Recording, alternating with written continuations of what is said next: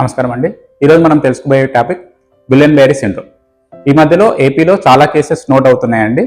ఇది దేని వల్ల వస్తుంది, దానికి వచ్చినప్పుడు ఏమేమి లక్షణాలు కనిపిస్తాయి, దానికి ఏం ట్రీట్మెంట్ చేసుకోవాలి, దాని గురించి తెలుసుకుందాం.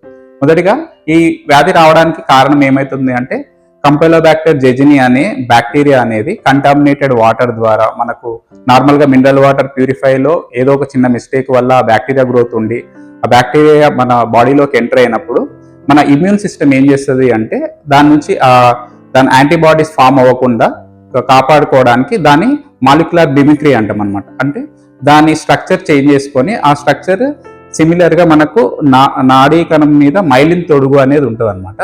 దానిలాగా దాని చుట్టూ ఉన్న స్ట్రక్చర్ని చేంజ్ చేసుకుంటారు. అయితే మన ఇమ్యూన్ సిస్టమ్ అనేది దానికి వ్యతిరేకంగా యాంటీబాడీస్ ఫామ్ చేసినప్పుడు ఆ యాంటీబాడీస్ అనేది ఆ కంపైలోబాక్టర్ జెజిని అనే బ్యాక్టీరియాతో పోరాడమే కాకుండా సేమ్ దాంతో పాటు సిమిలర్గా ఉన్న మన మైలిన్ తొడుగుని కూడా డ్యామేజ్ చేసేస్తుంది అనమాట.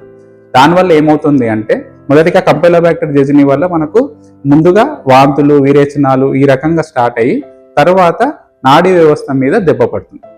మొదటిగా మనకు పాదాలల్లో మంటలు, లేదంటే సూదులతోటి పొడిచినట్టు ఇలా మనకు సిమ్టమ్స్ స్టార్ట్ అయ్యి మెల్లమెల్లగా మనము స్టేర్స్ ఎక్కడానికి ఇబ్బంది అవ్వడం, అంటే మజిల్ వీక్నెస్ డెవలప్ అవ్వడం, తర్వాత మెల్లగా మనకు మాట్లాడడానికి ఇబ్బంది కావడం, మింగడానికి ఇబ్బంది కావడం, తర్వాత నమలడానికి ఇబ్బంది కావడం, తర్వాత చూపుకు సంబంధించి ఐకి సంబంధించిన కండరాలు ఇబ్బంది, చూడడానికి ఇబ్బంది ఉండడము, ఇలా కింది నుంచి అంటే మన అసెండింగ్ పెరాలసిస్ అంటాం అనమాట. అంటే ఇది కూడా ఒక రకమైన పక్షవాతం తీరుగానే ఉంటుంది.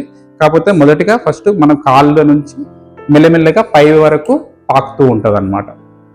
అయితే దీనికి ఇమ్మీడియట్గా మనము ట్రీట్మెంట్ తీసుకుంటే చాలా బెటర్. లేదు అంటే ఒక వచ్చిన తర్వాత 1 వీక్ 10 డేస్ తర్వాత ఒక్కొక్కసారి రెస్పిరేటరీ సిస్టమ్ అనేది, ఇక్కడ అంటే కండరాలు, మనకు శ్వాస తీసుకోవడానికి సంబంధించిన కండరాలు కూడా పెరాలసిస్ అవ్వడం వల్ల బ్రీతింగ్ డిఫికల్టీ వచ్చేసి వెంటిలేటర్ మీదకి కూడా వెళ్ళేటంత సీరియస్ అవుతుంది అనమాట. కాబట్టి వాళ్ళకి వెంటిలేటరీ సపోర్ట్ ఇచ్చేసి మనకు టెస్టులు అవన్నీ కన్ఫర్మ్ చేసుకున్న తర్వాత టెస్టులు చేసుకోవడానికి కూడా నర్వ్ కండక్షన్ స్టడీస్ కానీ, లేదంటే మనకు వెన్నుపూసల నుంచి నీరు తీసుకొని టెస్ట్ చేయడం కానీ, తర్వాత మజిల్ సంబంధించిన బయాప్సీ తీసుకోవడం కానీ, ఇవన్నీ తీసుకొని మనము డయాగ్నోస్ చేసుకున్న తర్వాత ఇమ్యునోగ్లోబులిన్స్ ఇంజెక్షన్ ద్వారా, ప్లాస్మాఫెరెసిస్ ద్వారా దీన్ని ట్రీట్ చేసుకోవాలి. Thank you.